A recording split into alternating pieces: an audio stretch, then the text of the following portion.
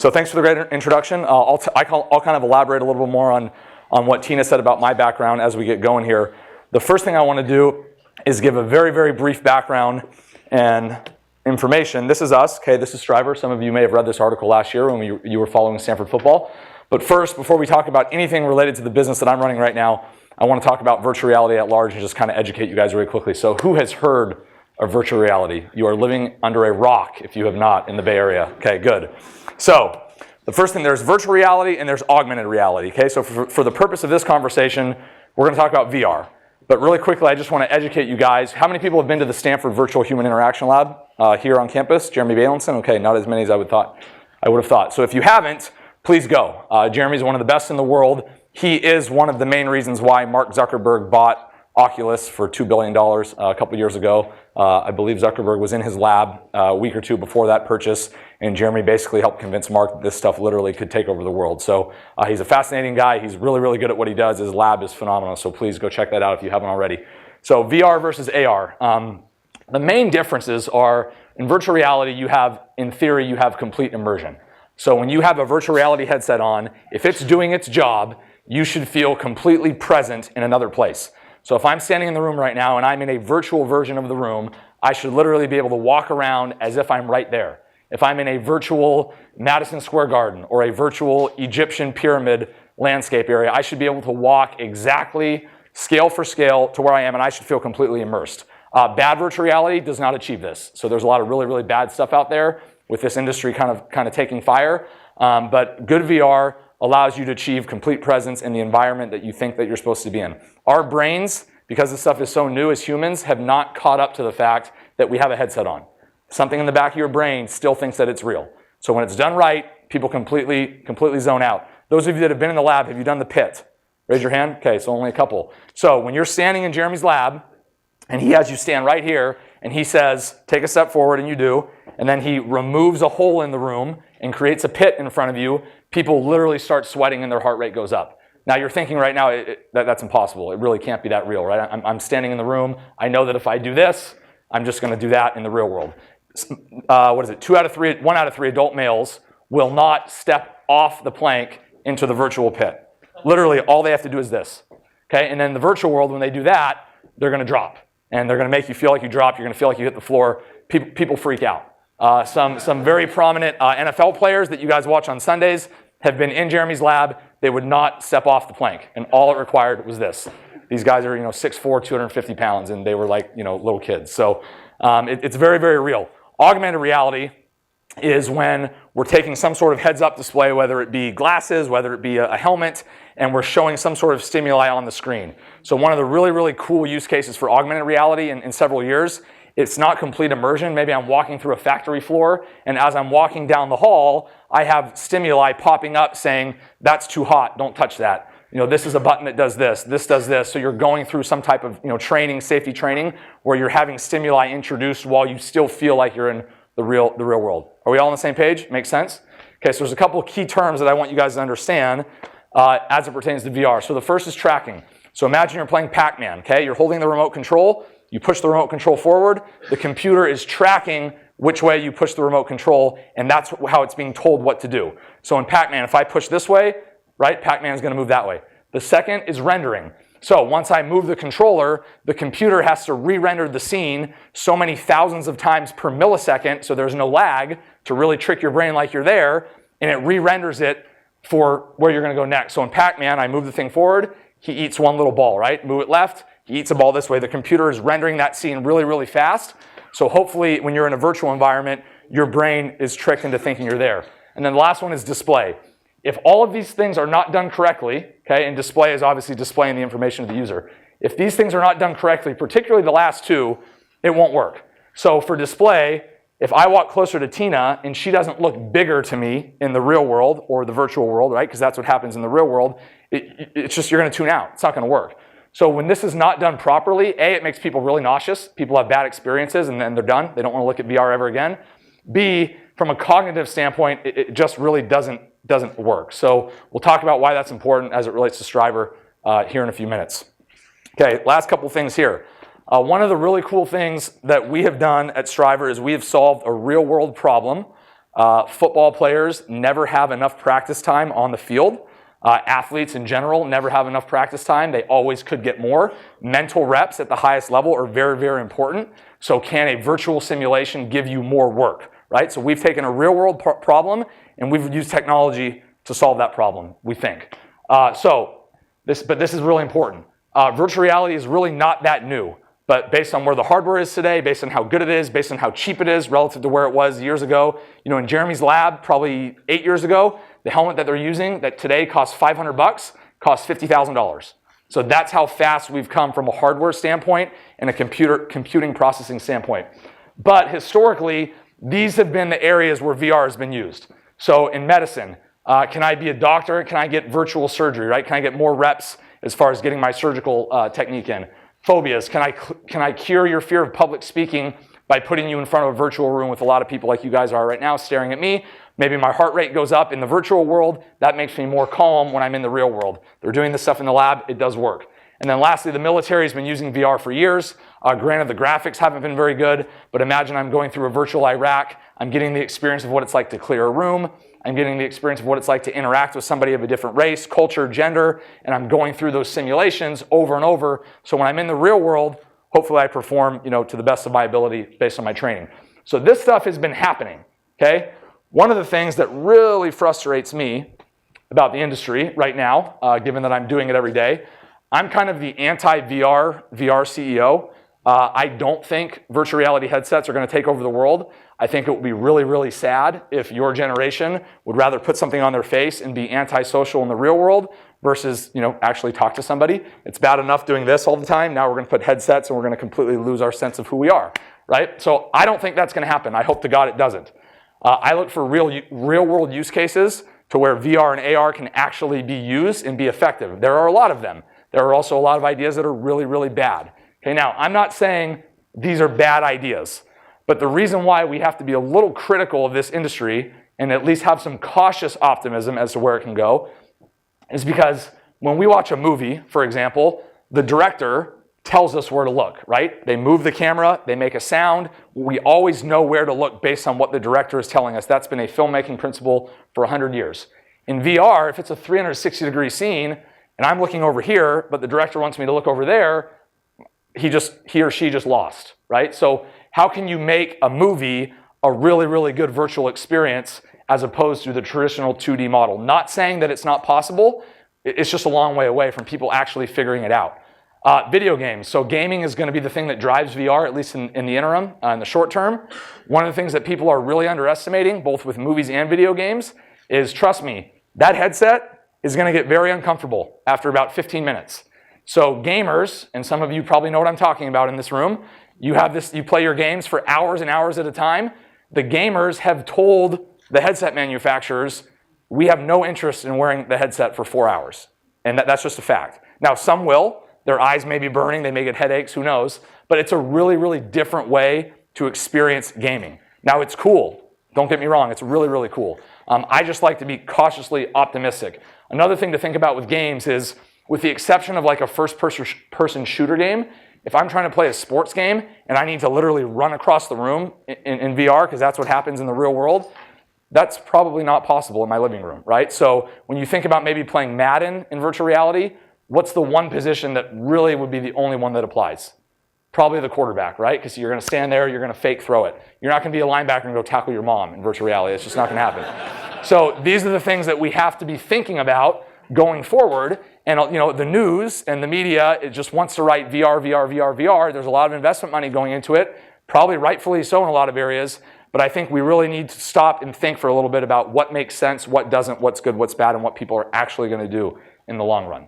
Okay, and then mobile and fan experience, those things make a lot of sense. But again, one of the big pushes right now in the sports world, and we get calls all the time, hey, we really want to stream this live event in VR, this game. Do you guys do that? And we say, no, we don't. Call so-and-so, and we're probably never going to do it because we don't really believe in it. We believe in maybe the micro bursts where I'm watching my big screen TV in the real world. I throw on the headset for 2 minutes to see what it's like courtside, but then I go back to the real world experience, the TV, talking to my friend, talking to my wife, whatever. So this is just something that we have to actually consider going forward as to how will this stuff actually be used, and it'll be really interesting to see how it plays out. So That said, what is Stryver? We are going to just smack you guys in the face with it and make it pretty easy. To open the season, Kevin Hogan, it's like he's playing a video game out there, Sam. And in fact, maybe that's because he has been. No doubt, Reese. I want you to picture this with me. This is about You're 3 a minutes GA sitting in your tiny office with another guy, and you're doing the usual thing, working on cut-ups, envisioning the long road ahead as an assistant coach. When you come up with an idea, it's a pretty good idea, and pretty soon, your head coach is telling you you're going to have to quit your job and do this full time because your idea is going to change the game. Welcome to Stanford University, where football meets Silicon Valley, the epicenter of technology. Here, with the use of a head-mounted display, players and coaches are immersed in a new virtual reality, a computer-generated simulation of a 3D environment. When I first put those glasses on and I first saw what it looked like, my mind started racing, which was, okay, this could work. Now could it work? This could be phenomenal. They turn around and we tell them to look behind them and they do this. And they say, holy blank, right? Insert expletive here. As a Stanford grad assistant in 2014, Stryver co-founder and CEO Derek Belch introduced the software to coaches and quarterbacks as an alternative to film study and reps on the practice field.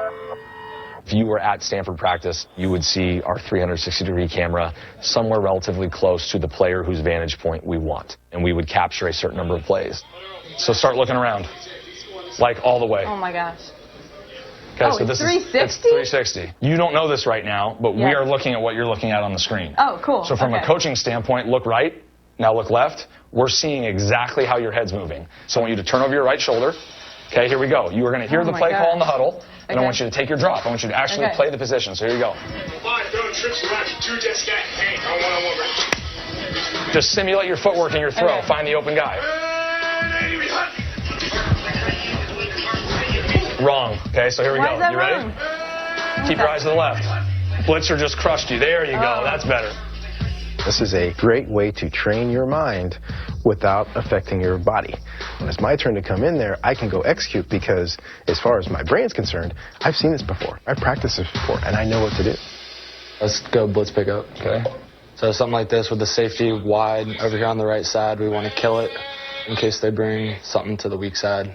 Beginning of the week, when we're preparing for a certain opponent, we'll film their most popular blitzes, their top coverages, fronts, things that we need to kind of look for. And then throughout the week, we'll put the headset on and kind of go through all our checks. A few minutes every day.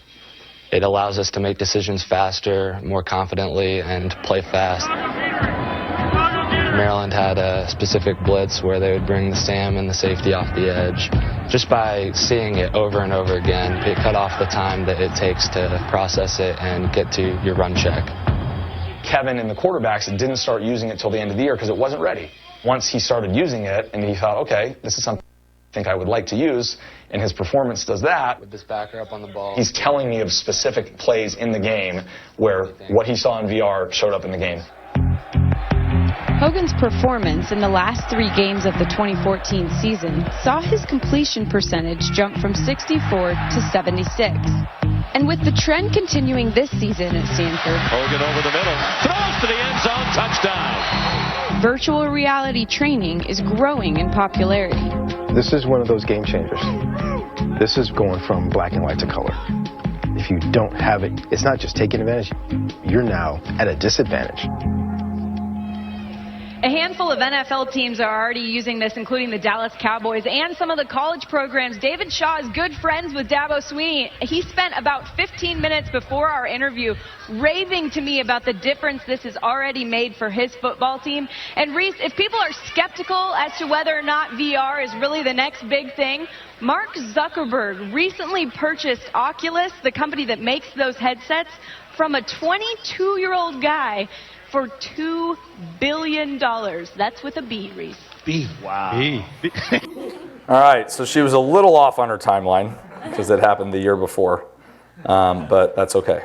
So that was probably one of the, we were on 60 Minutes last year, we were on ESPN last year, we were on CBS Sports, we were everywhere in the mainstream media. That was probably one of the coolest things to have that, watched by millions of people on Saturday mornings, and more importantly, millions of college football coaches that are wondering, why don't I have this? So that's kind of us in a nutshell. And the purpose of today is not really to talk about what we're doing as far as the coolness factor. It's more to talk about the business. And we're going to get there. I'm going to give you guys a lot of details, hopefully answer a lot of your questions. But first, I want to show you what it is. So I need a volunteer to come on up. And we'll get this fired up. Somebody who presumably knows something about where to look. Come on down. All right, you, go ahead. Any of you who have always wanted to go on the practice field at Stanford, now's your chance. This may be the only way you get to do it. Put that on. Okay, so we won't do a ton here. We'll just kind of quickly give you an idea of what we're doing. Okay, there's a little blue dot in the middle of the screen. You see that? Move your head up to videos. I have the remote. Go to training on the right. Go to blitz pickup. Offense, sorry.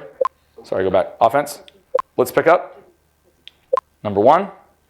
Okay, so what's your name? Mason. All right, so I'm going to turn this down. So Mason right now is experiencing Stanford football in 360. Okay, so the first thing before we play this, so I want to note one thing. Sam Ponder in the story got it wrong. This is not a 3D video game simulation. This is real video. The reason why we went the real video route 2 years ago when nobody else knew what this was, and there were a few kind of goofy video game simulators out there, is because Jeremy in his lab at Stanford has proven through research that the human gait is so important for a virtual simulation. So if I'm a quarterback and I'm trying to make a decision of a receiver running a post, a defensive end going there, a linebacker going there, a safety going there, if that stuff doesn't time up and doesn't look and feel real like it does in the real world, my brain's going to completely tune out. So if we're trying to train a quarterback or a linebacker or a safety how to get mentally better on the field, it's got to look real. So the video game thing for us was not going to happen. It's real video. So here you go, Mason. Here you go. So this is a rep. Okay, sound, the exact call that should be there. You got stuff behind you, so don't go too far. Okay, so you can take a drop and look around, boom. So this is a simulation, right? This is a pre-snap blitz pickup rep. Okay, let me show you this one. This is for Christian McCaffrey for blitz pickup. You guys all know who he is probably. So notice how he looks pretty tall to your right, right? So we always want to simulate from the viewpoint of the player. So if Mason's Christian, get down in an athletic stance, hands on knees, okay? Now look to your right. Now it looks a little more normal, right? So this is a view for Christian, a blitz pickup view for Christian and the running backs to learn what their responsibility is against this particular blitz. Christian's going to see himself fill here, and the point of this is for him to do it. You're careful, you got someone in front of you there. The point of this is for the running back to do exactly what Mason just did, to go in a room, put on some headphones, zone out, and get down in their stance and basically go through the mental and the first couple steps of the physical work of what they would do. Some of you athletes in the room, when you get to this level and beyond, it's not physical anymore, it's mental, right? So how can we give you guys more mental reps, guys and girls? How can we give the athlete more mental reps to actually have them perform better on the field? Last one, go to 7-on-7 on the left. Go to number 2, then we'll back you up to number 1. Look down over your right shoulder. Look down over your right shoulder, there you go. Now you're in the huddle. Listen to the play call. So this is the clip from ESPN. Let's see if you can find the open receiver, see if you were paying attention. Turn back around. Okay, now take a step to your left. You got a podium right here, okay? Now, keep your eyes forward when the ball's snapped and find the open guy. Sack. God, you messed up just like Sam. All right, so look, we're going to run it again. Look there, blitzer, wide open. Look to the left. There you go. Okay, so go ahead and take it off. Give him a hand. All right. All right, so as far as our product is concerned, one of the reasons why we were so successful last year was the scenario that just happened, okay? We could see what he was seeing in the screen, in the headset, in real time. So when he had his eyes here, I knew right away that he was looking in the wrong spot, right? So when he tilts his head back this way, we know that he got it right. And this works for linebackers, this works for safeties, this works for, obviously quarterbacks, baseball players, whatever we're doing. The fact that we can mirror the display now takes this from a training tool where I'm going to go in there to get reps an infinite number of times and build that, myelin sheath around my brain and get better mentally. And now it turns into a coaching tool where Tina can sit here and watch how I interact in the virtual scene in the real world, because I promise you the player is going to look at the field in here exactly like they would in the real world. hands down. I know somebody sitting in the middle of the room, he was a Stanford football player once. Owen, that's probably right? Okay, so this is what we're doing. This is what we're doing from a product standpoint.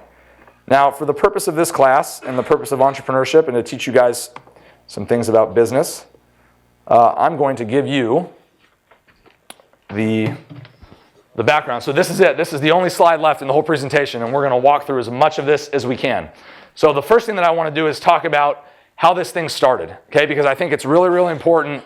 I was sitting in your guys' shoes, let's see, what am I? I'm 30 years old. So I graduated in 2008 from Stanford. I co-termed, played football, redshirted, was here for 5 years.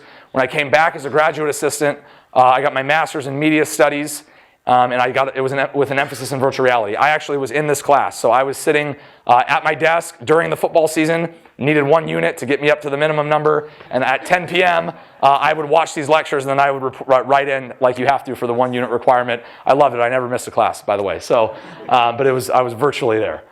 So that was my experience to how I got back to Stanford. I did do my MBA at USC. One of the things that I always like to communicate to young people like yourself is when I was your age, so how many freshmen in the room? Okay, sophomores, juniors, seniors. Okay, so those hands, it wasn't until I was a senior that I actually started thinking about, the real world. And it probably wasn't even until I was a fifth-year senior. So I was interviewing for consulting jobs, banking jobs, etc. I didn't even know what consulting was until I was a fifth-year senior because I hadn't even thought twice about it. So one of the things that I really, really encourage you guys, everybody to do is to, this place is really, really special. And when I was at USC, all I would do is brag about how special Stanford was. And I would always say, I didn't take advantage of it enough as an undergrad. So the position that you were in, you have to soak up this place for everything it's worth. People like me coming back and talking to you and being very candid, this happens all the time. So take advantage of it because you're probably sitting next to somebody right now that has a really, really cool idea and you can do something post-graduation that you're passionate about because being in a job you don't like is absolutely miserable. I think anyone would attest to that. So I came back to Stanford. I came back to be a football coach. I did an MBA. I was kind of thinking, I did business. I liked it. I can see myself doing a lot of things, but if I don't see coaching by the time I'm 30, I'm going to regret it forever. So I came back. I was on the path to be a coach.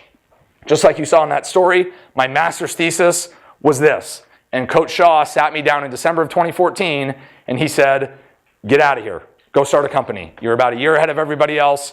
You're not the typical coach. You just got your 4th degree. You're smart. Get out of here. So Coach Shaw is our only investor to date. He gave us about, I can't tell you exactly what he gave us, but by the time we put his money together, me putting in $5,000 of my own money, Jeremy putting in $5,000 of his own money, a couple others, we raised $50,000. And the goal was to just sell to 1 team last year. So on January 2nd of 2015, we opened for business, met with lawyers, tried to come up with a company name, did all of the, the bells and whistles of the paperwork.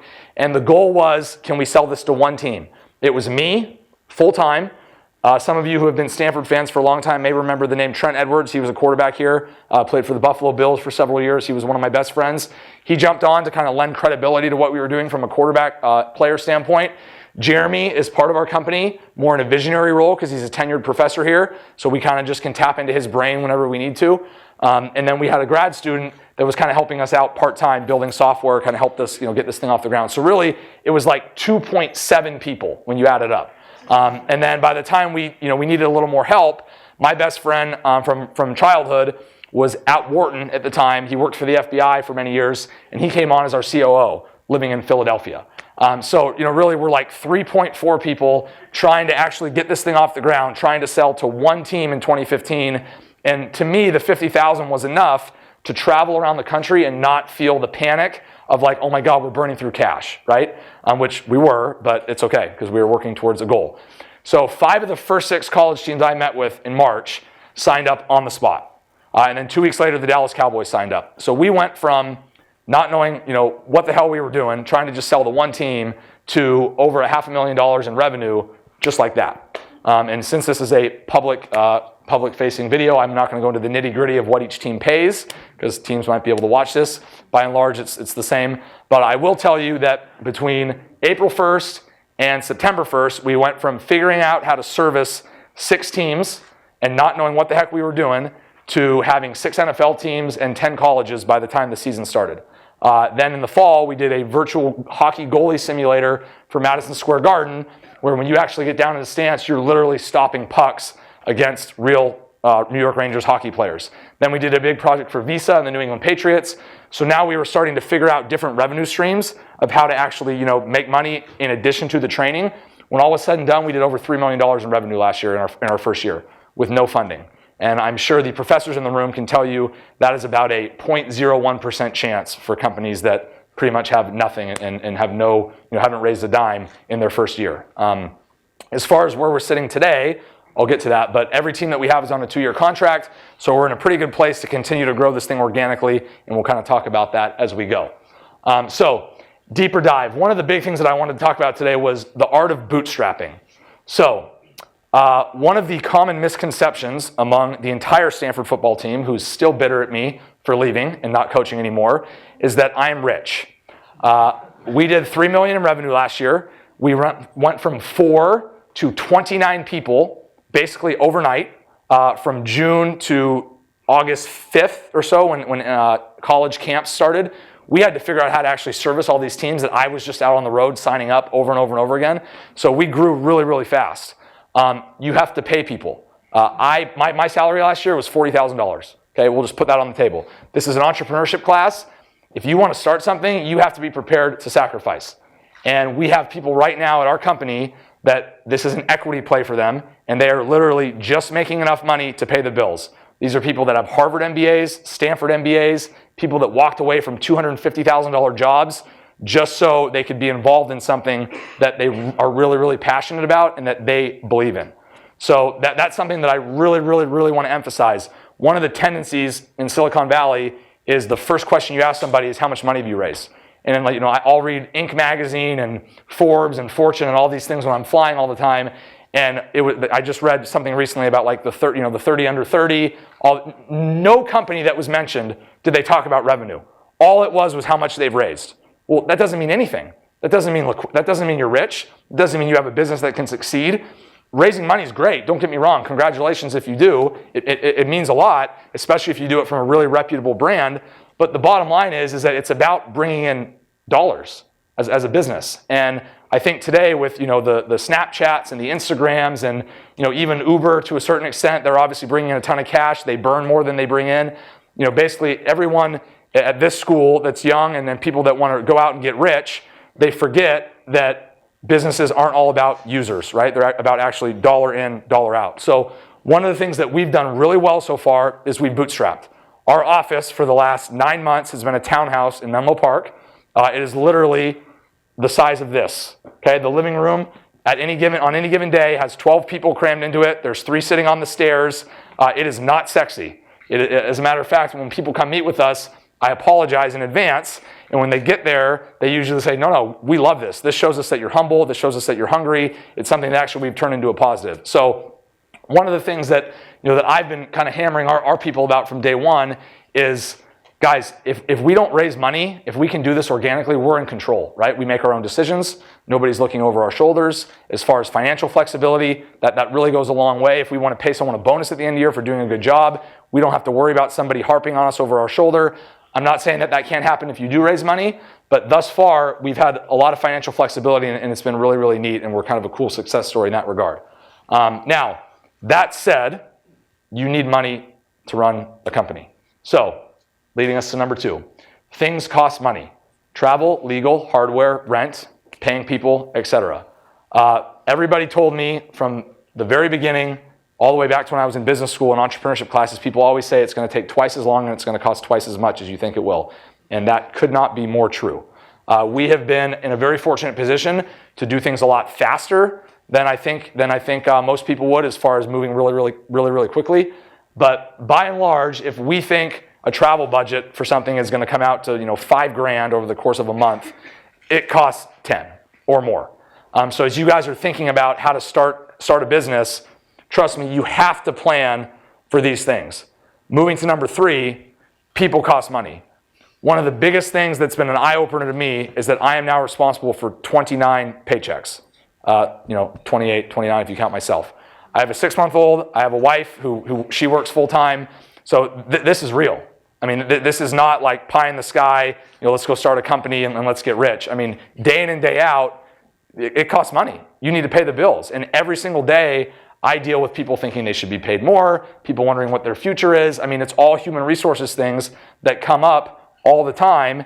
And when you're a startup and you're trying to do it organically and bootstrap it, it's tough. I mean, luckily we haven't missed a pay period yet, but trust me, that's real. And when you're owed a $100,000 check from an NFL organization or a big brand or something that you know is coming, but it may not be coming until next week, and payday is 3 days before that, it makes you sweat a little bit. So could these things be solved with raising money? Yeah, they could. But for us, we have made the conscious decision as an organization that we don't want to dilute ourselves equity-wise. We like the position that we're in, so we're choosing to continue to go this organic route. But this is very, very real. And one of the things that kind of stuck out at me when we started this company last year, I was meeting with an NFL team and I was talking to their video coordinator. And we were teaching him how to do what we do on the field. And we had to train a member of his staff. And I said, man, I'm really surprised. Like NFL, you guys make all this money. You only have 3 video guys on the staff. Some of the colleges we meet with have like 19 because all the students want to volunteer, right? And get paid $10 an hour. He's like, you'd be surprised how often a $10 an hour employee doesn't show up for work on the second week. And I'm like, really? This is the so-and-so, insert team name here. This is one of the best brands in the world. He goes, doesn't matter. You get what you pay for. So this is a team where people would literally give their left arm to work for them and put that logo on their chest, and they still have people that don't show up when they only pay them an hourly rate. So right now for us, like I said, we've got some really, really smart people, some really experienced people.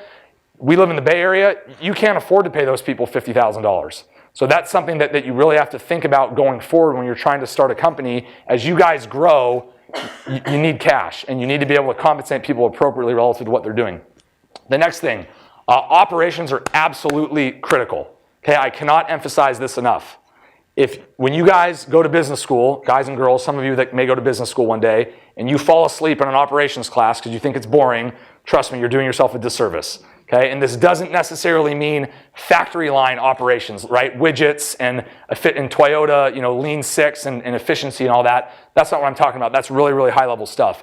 At my level, at Stryver's level, it's ordering a computer, prepping it, making sure it doesn't have malware on it when you send it out to the Dallas Cowboys. Just little things that add up. Making sure you send the remote and the remote part that are on this machine right now. Because if you forget something, they're going to call you and say, "What the heck's going on?" And they're going to wonder why they're paying so much money for your service. So all of the little things with operations are absolutely critical. The other thing I'll add to that is it really, really helps to have everybody in the same room at the same time. It's very, very tempting in today's day and age to think, oh, I can do this remotely. We can have someone in New York, we can have someone in Wisconsin, we can have someone in San Diego, we can Skype, we can put our VR headset on and talk to each other virtually. Trust me, decisions are best made and people are the most efficient when you are in the same room together. And one of the major issues that we're having right now is we are 29 people and only 15 of them live in the Bay Area. And 14 of those, or probably 6 of those 14 that don't live in the Bay Area are some of our best people. People that I wish could be sitting next to me every day. Not because I want to babysit anybody, because when we're in the same room and we talk out ideas, you're missing someone on the phone, you're trying to play tag, guys and girls are traveling all the time. It's really, really tough. So to me, operations is not only figuring out how to efficiently operate your business, but also figuring out how to just efficiently make decisions. And part of that is being together in the same room. That's very, very important.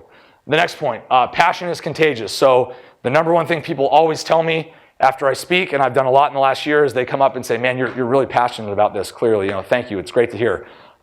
It's just natural for me. But when you're going to pitch, whether you're trying to raise money, whether you're trying to sell something, whether you're trying to convince someone to come on board the company, I'm going to be honest, I convinced someone that was making $300,000 to come make 60. That's a big deal. And the passion goes a long way. So if you're not passionate about what you're doing, you're not doing what you should be doing. You're in the long line of work. Move on to the next thing. Because this is very, very real. And if you're a founder, if you're a co-founder, if you're the 4th person in and you're starting to grow the organization from the top down or the bottom up, you have to have passion. Because if you don't show up every day with a smile on your face, let's be honest, athletes in the room, how many do we have? Okay? Training gets pretty monotonous, doesn't it, at times? game day, and this is, you guys are speaking my language, that's why I'm calling out the athletes, but computer scientists, writing code is not always fun, but seeing the end result is really, really cool. That's what business is. So me being gone 6 days or 6 straight weeks last year when my wife was pregnant with a baby on the way a month out, that wasn't fun. But selling 6 teams over that time period was awesome. So if you don't have passion for what you're doing, then you have to move on. Okay, friends and family. So of the 29 people that work for us, I have known half of them since college. One is my brother. One is my best friend from childhood who I've known since I was 5 years old. And one is one of my professors who's more of a visionary, former professor, but he's still involved. So half the people that work for us, I'm very, very close with. That is really, really risky. Everybody always says don't go into business with friends or family because it could blow up in your face. One of the reasons why I made that decision, we had to move fast. So last year, we literally went from 6 to 20 professional and college teams in the period of about 30 days. So we had to staff up really quickly. Additionally, we started getting so much media and so much attention that we had to strike while the iron is hot. So kept getting calls every day, emails, calls. I mean, the Dallas Cowboys coach, he literally called me out of the blue, found my phone number, said, Derek, I'd love you to come to Valley Ranch and show this thing to me because I've been dreaming about it for 20 years. So to have that much traction and to want to take advantage of it, it had to be more than just me. So we had to move quickly. One of the advantages that you guys have right now is your best friends in life today, your peers, are going to be Stanford graduates. Okay, so the decision that I made was I could go look for people that I don't know. I could go look for people that are probably maybe just as qualified, but I don't know them, I don't trust them. Like, let's just be honest. I'd rather bring 6 Stanford people on board. And I'm not saying that Stanford's the be-all, end-all, and that if you went somewhere else, you're not qualified. But I kind of looked at our situation, and I said, okay, some of my best friends are really smart, athletically accomplished, business-wise accomplished. I trust them. They went to Stanford. I know that pedigree. So why? I mean, they're my friend. That's the only reason why I wouldn't hire them. And to date, it's actually gone pretty well. One of the things that I tell people, I probably tell our company this like every 6 weeks. As long as you're doing your job, there won't be any issues here. So the only time friends and family relationships become a problem is when one side has expectations that the other side doesn't meet, or when expectations are different. So my brother's working for me right now. I trust him 100% that I'm always going to get everything that he has.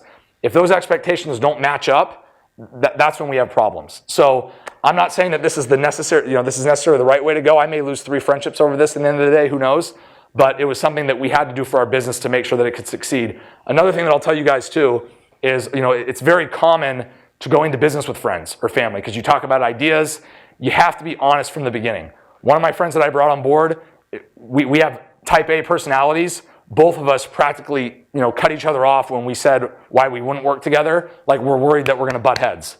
So as long as you can address that up front and be very, very straightforward with people, it really, really goes a long way. And we haven't had any issues yet, and I don't think we ever will. The next thing, people need direction. So one of the things that I've learned very quickly is of the 29 people working for us, 1.75 people can actually work without being told what to do. And I'm not insulting anybody in our company by any means. I've told the whole group that. And I'm the one, okay? So the other people make up 0.75. So one of the things that's really interesting is this is a school, this is a culture of self-starters, okay? But trust me, when you're running an organization, whether it's 10 or 10,000, if you don't tell people what your expectations are and you don't keep people in the loop on what you want them to do, they'll be sitting there doing this. Because a lot of times, even if someone's really, really good, really, really motivated, really, really smart, like they're still going to wonder what you're thinking. They're going to wonder what the vision is for what we're supposed to be doing day in and day out. So giving people direction and clearly communicating often goes a long way. One thing that I've done that I feel has been very effective, because I get an email from 5 people every time I do it, is like once every 6 weeks, I try to write like a state of Stryver email to the group. And it's way longer than people want to read. I usually do it on a plane flight. It takes me 2 hours. I don't have much else to do when I'm on the plane in that situation. But I literally go through everything. Football sales, baseball sales, college football sales, interactives, finance, raising money status, HR, operations. I just write paragraphs for each thing to keep everybody in the loop. And most of the time I get an email back right away from someone that's up at like 11:30 at night, and they say, thanks for sending that. I really appreciate that you're so honest and transparent with what's going on, because I live in Virginia and I don't get to see you guys every day, so this really makes me feel like I'm in the loop. So giving people direction, keeping people informed really, really goes a long way. The last couple here, so be willing to sprint when in sales mode.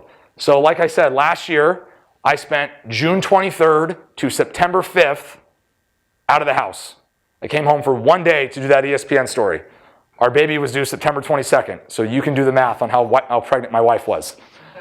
She was not happy with that. She said, if you don't make it by the time the baby's born, you don't have a choice in what we name him, and among other things. So, but here's and that was kind of the theme of last year. I traveled a lot, and I still do, unfortunately. But if you're not willing to sprint, we have a guy working right now for us. He's 48 years old. He's the oldest person in our company by a landslide. I think he's the only person over 35, with the exception of Jeremy.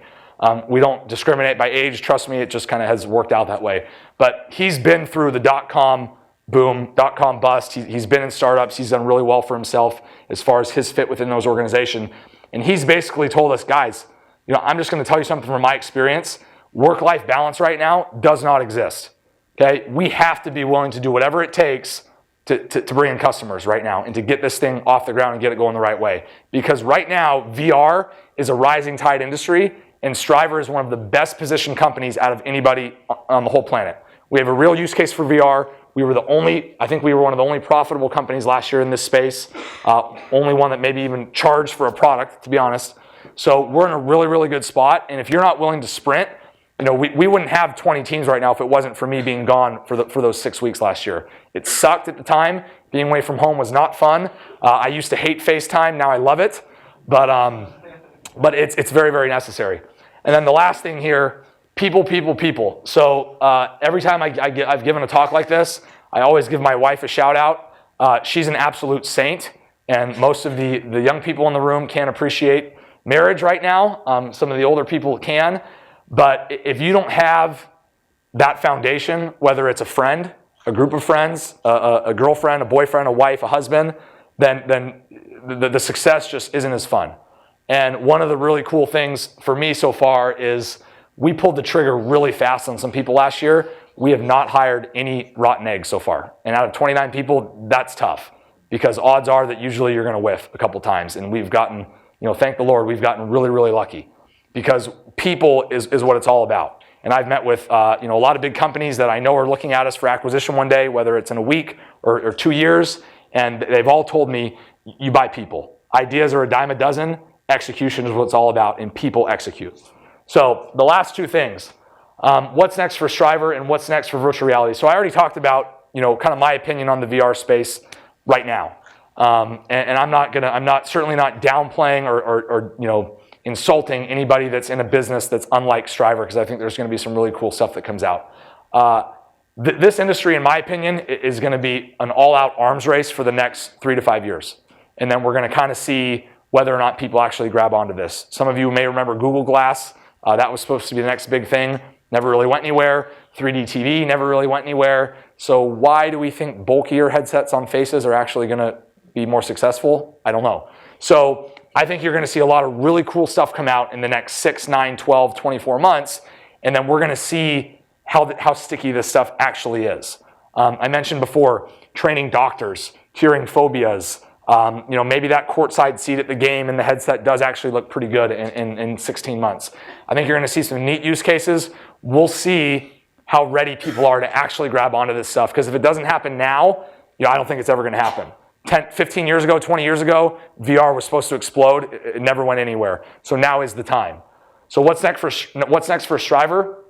One of the things that Tina really wanted me to talk about was, what are we pursuing, but more importantly, what aren't we pursuing? So our game plan as of now is to absolutely own sports. Sports is a huge market. We're doing training stuff, we're doing fan experience stuff, we're doing little projects, we're doing bigger projects.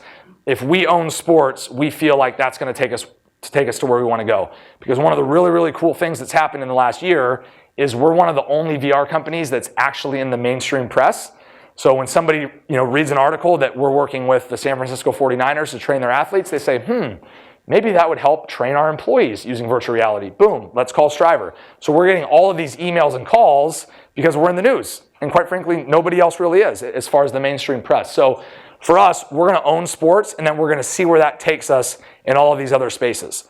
We did a project for ABC and the Oscars a month ago where we did like a behind the scenes in 360, and we turned it around in like 18 hours, and then they showed it to everybody on Facebook and YouTube and people that owned headsets, which there aren't many of them now. But ABC chose us to do that, knowing that we had never done anything like that before, because they trusted the work that we've done, with professional sports organizations. So, we're a sports company first. But our tagline is immersive performance training, not immersive athletic training, not even immersive sports training, immersive performance training. Because when we decide to go down the path of training Tina to be a better salesperson when she works for Cisco, for example, that's performance. That's not sports, but it's performance. It's helping her perform better in her job. So we've kind of set ourselves up to go down the path to potentially do a lot of other different things.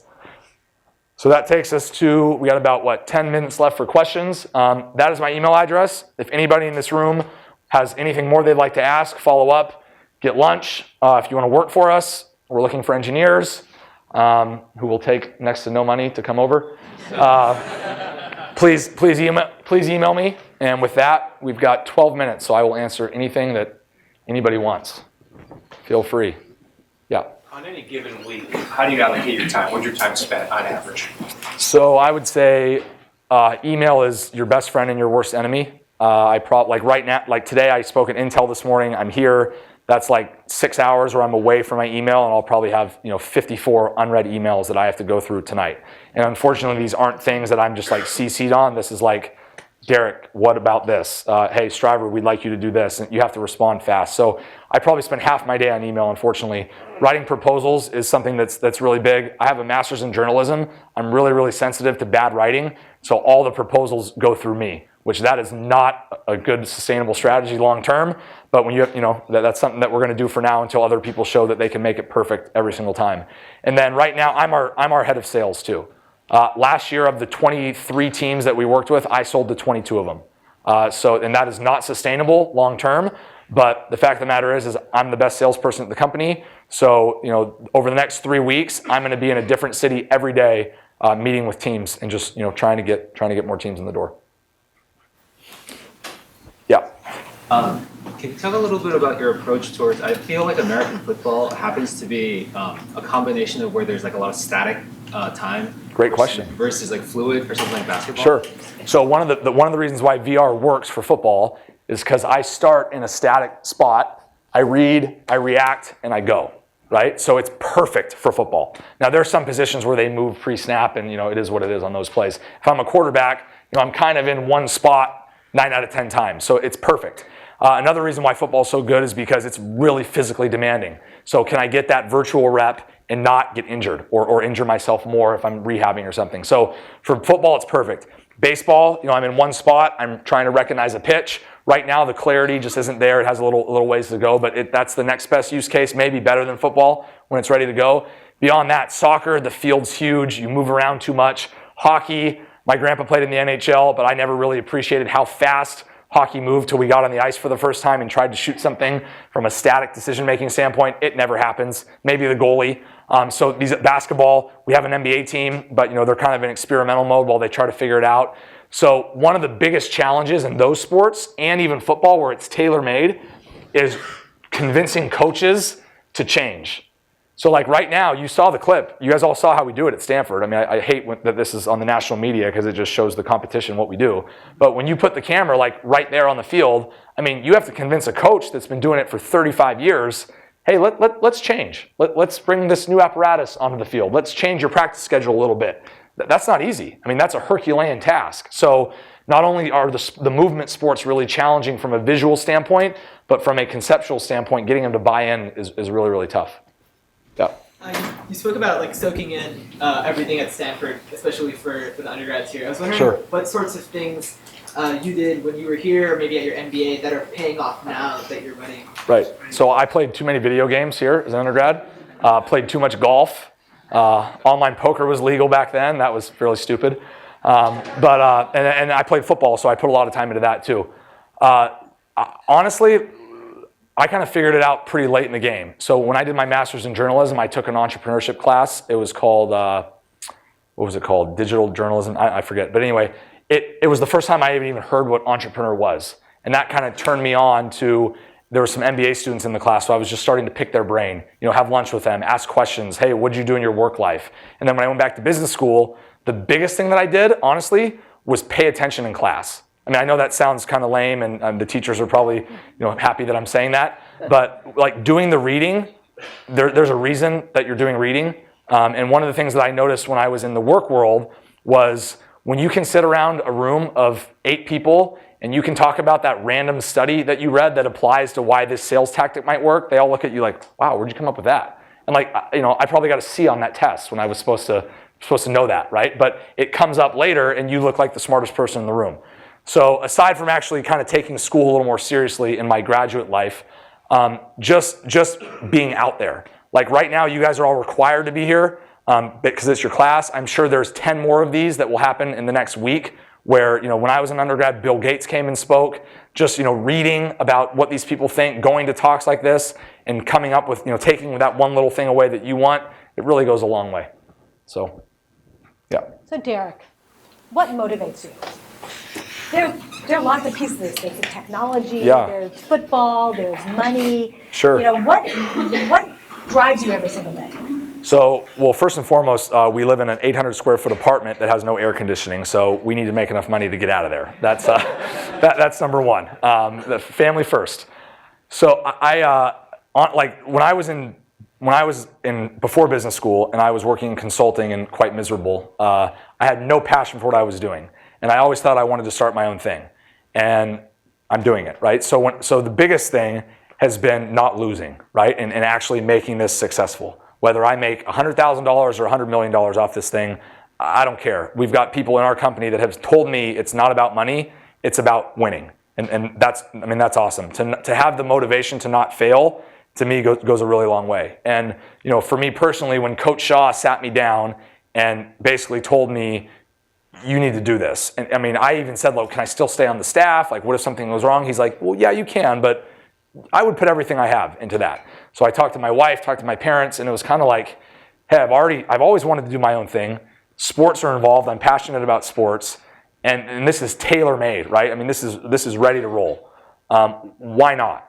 That was kind of the thing that kicked the whole thing off. And then now that we're so deep in it, truthfully, it's the 29 people that work for us, and I don't want to let them down. And if we've talked a lot in our company about, should we move so-and-so here? Should we move so-and-so here? Operationally, this person isn't really getting it done. People have gotten pissed at me, like that person's got to go. They're screwing up too much. I don't want to fire anybody. That person needs a paycheck. They're a human being. So that's been the biggest motivator so far, is to not fail for myself and everybody that's working for us. Yeah. Could you do tennis? Could we do tennis? We're working on something. Yeah. I was wondering if there's a women's sport, if you could be both men and women in tennis with work. Sure. Yeah.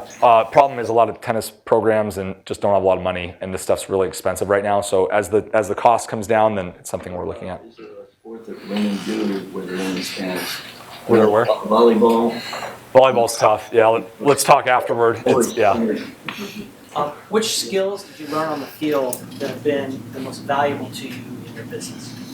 So, good question. Twofold. When I was an undergrad, it took me 3 years of being a backup kicker, which is the loneliest job in all of sports, and the most boring position in the history of sports. It took me 3 years to finally see the field. So that, as far as persistence, what motivates you, kind of seeing that carrot out there, I waited a long time.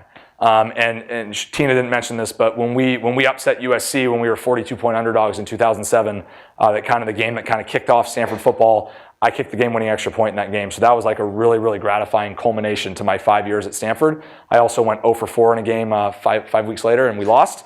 But we're remembering the positives. So for one, persistence, right? And I think one of the things that I did a really, really good job of when I was not playing was looking at the guy above me, that I was his backup, and looking at everything that he did that I didn't want to do. The way he acted on the field, the way he worked hard or didn't work hard, kind of just learning from observation versus learning from experience. And then when I coached, which isn't playing, but being on the field, coaching, same thing. Truthfully, the biggest thing that frustrated me about coaching was, why are we here until midnight when we literally could be here till 8 p.m.? So just the lack of operational efficiency, and this isn't just coaching, this happens everywhere. But in coaching, like if you're not there till 1 in the morning, you're doing something wrong. That's the culture. And to me, that is just so backward. It's about productivity, not activity. So one of the things that I've really tried to instill, despite the fact that I'm working 18-hour days all the time because there's just so much to do, is I'm telling all of our people, like, get it done and do your thing. And we're gonna have to grind at times and put work first over a lot of things, but it's all about efficiency. I don't care if you leave at 3:30 in the afternoon, as long as you have done what you needed to get done. What role is your wife playing in your company and in your personal life at this point? So I've tried to, I don't have a personal assistant. I've been told that I should get one just to take all the travel and email off my plate. I'm trying to hire her to do that, but she's pretty good at her own job, so she doesn't want to do that. Truthfully, just support. She's not involved in our company at all. As a matter of fact, we've had a couple wives at our company that have wanted to start like a Stryver wives group, and she just does not get into that stuff. She doesn't want, I'm the CEO's wife. She doesn't want to do that. So mainly it's just support. It's her she has never once said to me, like, do you really have to go on that trip? Because she just gets it. She knows that this is part of the deal right now. Working now herself? She works full time, yeah. What does she do? She works at a tech startup called Medallia in Palo Alto. She's the executive assistant to the CTO. Okay, one more, yep, one more. Okay. Yeah, you. Do you know any product, like VR product related to social aspect, like maybe phobia or social interaction? Could be education. Yeah, so that's an area that people really think where VR could work. So in education, right, I'm sitting in London, and now I can be in a classroom in Palo Alto, right? There could be a camera right here, and there could be 10 million people looking through that headset as if they're right here. One of the other things we're doing is we're trying to teach about geography to a bunch of 6th graders. They're kind of tuning out. They don't care. Here, throw on this headset and be right at the base of an Egyptian pyramid. That's something that could take off. I am not very big on social VR, like where I have a headset on, Tina has a headset on, I'm looking at an avatar of her. Like, I just like the real world, so that's just not my thing. But someone's gonna make a lot of money off that, because with your guys' generation, you're gonna grab onto that stuff for sure. So. What was that? Do you know any? There's a few out there. Yeah, I don't know the names, but there's a few out there. I'm sure you'll agree this was totally inspiring. Please join me in thanking Derek. Thanks.